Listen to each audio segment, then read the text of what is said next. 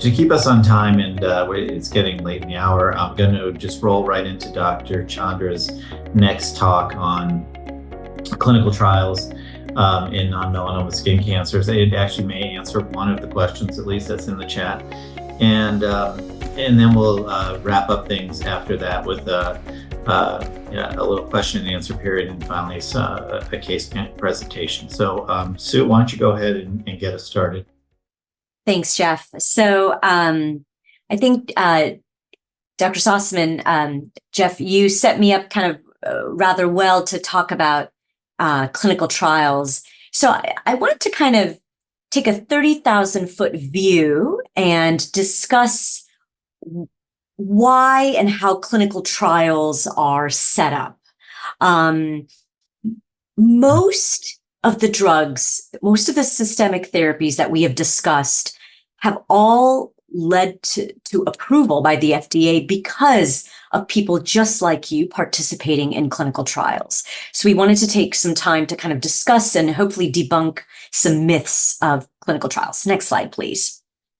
So today I'll be talking about what the pathway is for these cancer drug developments, the different phases of clinical trials, and how really at this day and age, it's the only way that leads to new and improved standards of therapy. In the past, drugs could be grandfathered in, but no longer. Now we have to be able to prove their effectiveness and their safety.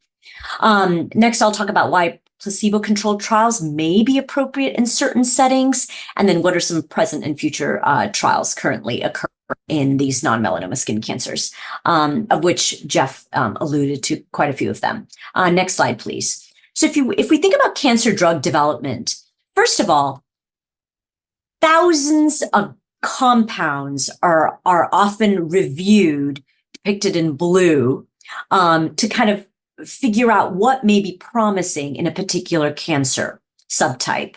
Then preclinical or laboratory studies take a very small number of that and actually do some testing to see in a laboratory dish, does this work? And potentially in animal models, does this work? And then even fewer number of those, if you look at the middle column in the greens, even fewer number of the original compounds make it to an actual clinical trial. Now, if you look at phase 1 versus phase 2 versus phase 3, the number of participants generally differ because the endpoints or the objectives in each of those phase trials are a little bit distinct and are very statistically based. And then finally, if a trial goes through phase 1, 2, and 3, then it can lead to an FDA-approved drug. And even in the post-FDA-approved setting, we are often asked to report safety data just to make sure that this drug that is now FDA-approved doesn't show some new unexpected safety concerns. Next slide, please. So these are the phases of a clinical trial. So preclinical, this is all done in the laboratory.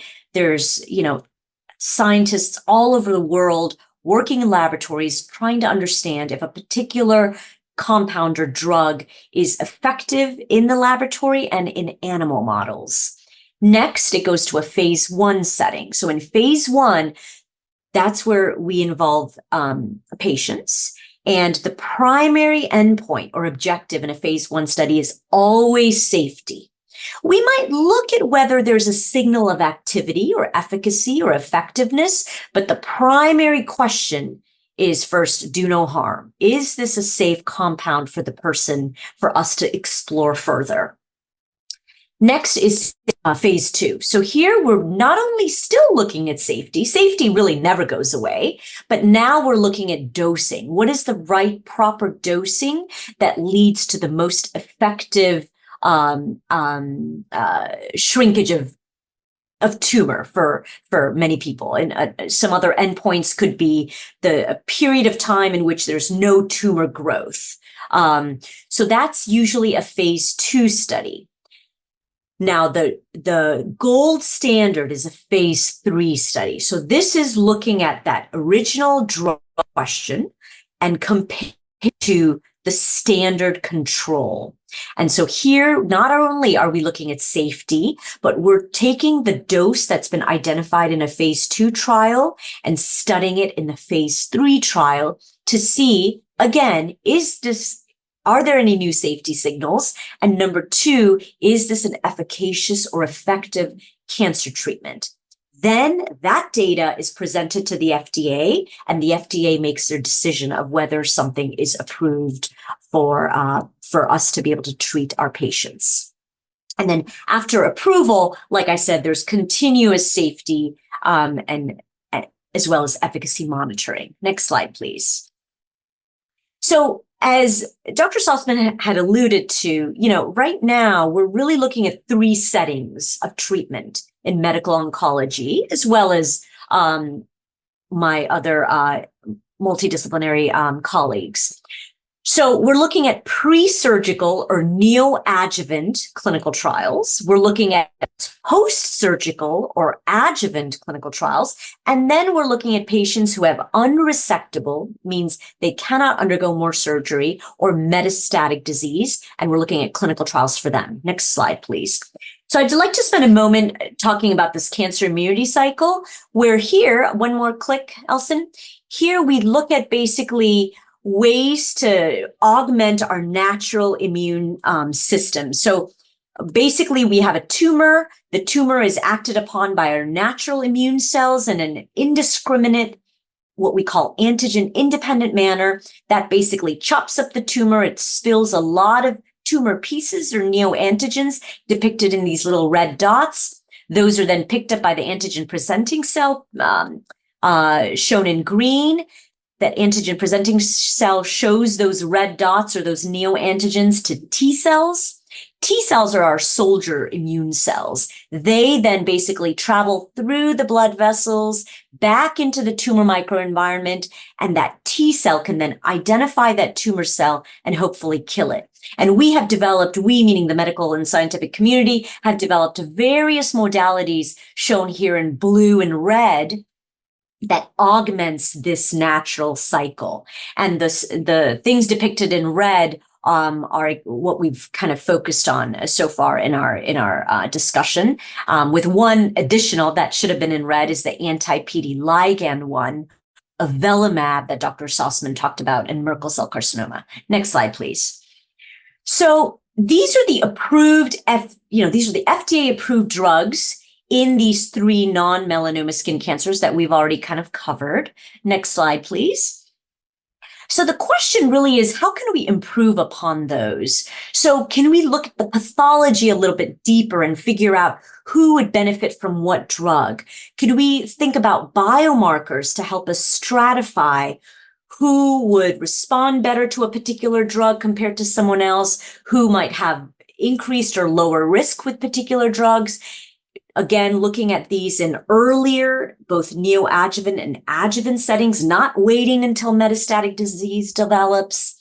And then in general, when someone develops metastatic disease, our general paradigm of treatment now has been immunotherapy plus drug X. And that drug X can be really one of many drugs that have shown to have some promise in these non-melanoma skin cancers.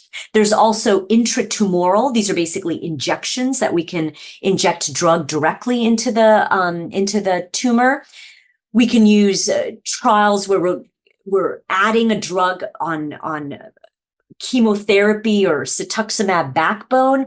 And then we're also looking at trials for special populations, such as those who are immunocompromised from a solid organ transplant, for example. Next slide, please.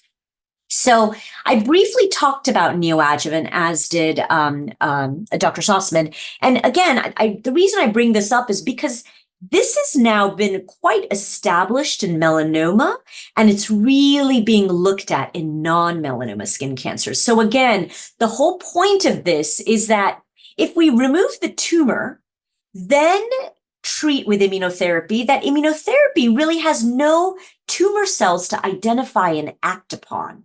Versus if we leave the tumor in place, then give immunotherapy, it can actually lead to more tumor shrinkage And then eventually that tumor is then removed by our surgeons. And then the overall outcome may be better. There might be more immune cells doing it in the neoadjuvant setting. Next slide. So although neoadjuvant therapy has been really only studied robustly in melanoma, I think this is now going to be the new paradigm that we're going to move towards in non-melanoma skin cancers. But it's going to have to be usually in the setting of a clinical trial because this is not yet approved. So what do I mean by a neoadjuvant trial? So this is melanoma. Please take that into consideration, but it would look something similar to this. So in melanoma, we took patients who had visibly apparent nodes on radiographic or CT, MRI, PET scans, or palpable or feelable nodes. They were randomized to going straight to surgery and then receiving post-surgical or adjuvant immunotherapy. That was one arm. The second arm, they got immunotherapy for a few cycles ahead of time. Then they were taken to surgery, and then they got more adjuvant post-surgical immunotherapy. And here, we don't have to be a statistician to see that those who got neoadjuvant first, depicted in blue, had a much better probability of survival. This curve is much higher than those who went straight to surgery. Now, again, this is not yet approved it's not yet completely standard in melanoma, and it's certainly not yet standard in non-melanoma skin cancer. But this is an example of a clinical trial that we're looking at in non-melanomas as well. Next slide, please. So this is, again, if we take the notion of giving neoadjuvant or pre-surgical immunotherapy, this data shows that when you do that and you look, and then the patient then goes to surgery, and then the surgeon takes out that treated specimen, those who have zero viable or living cancer cells in that treated specimen, depicted here in green, have a significantly higher survival. So this kind of shows you that those who have had what we call a major pathologic response, meaning the neoadjuvant therapy really shrunk their tumor so much so that we can barely find any living cancer cells, they're the ones who survived the most. So again, showing you that a neoadjuvant approach is probably something that we really need to consider on a trial for non-melanoma skin cancers. Next slide, please. So I'm not going to go into this in great detail, and you certainly don't have to memorize this, but I just wanted to kind of show a snapshot of trials that we have in our non-melanoma skin cancer portfolio. The ones in purple are ones that we have here at Northwestern, and then there are some other ones that I thought would be worth mentioning that are across the country and sometimes the world. In a nutshell, next slide, please. I think it's really important to know that so far, one more click, Elson, we've really only talked about anti-PD-1 antibodies in great detail, but think of all of these targets on a T cell or all of these targets on an antigen-presenting cell or dendritic cell that are just really waiting for us to explore in the non-melanoma skin cancer world. So next slide, please. I wanted to encourage all of you, and just in general, we always try to encourage our patients to consider a clinical trial when and if appropriate. It's essential for newer and better therapies to be approved. And in the world of non-melanoma skin cancer, we really need these clinical trials in order to move the field further and in order to be able to offer all of you better therapies. Next slide, please. I just wanted to say that clinical trial participation really depends on and certainly all of us to be aware of what's out there and be able to appropriately discuss it with you and hopefully alleviate any concerns and answer any questions that people may have so that they can make an informed decision of whether a clinical trial is right for them. Thanks so much.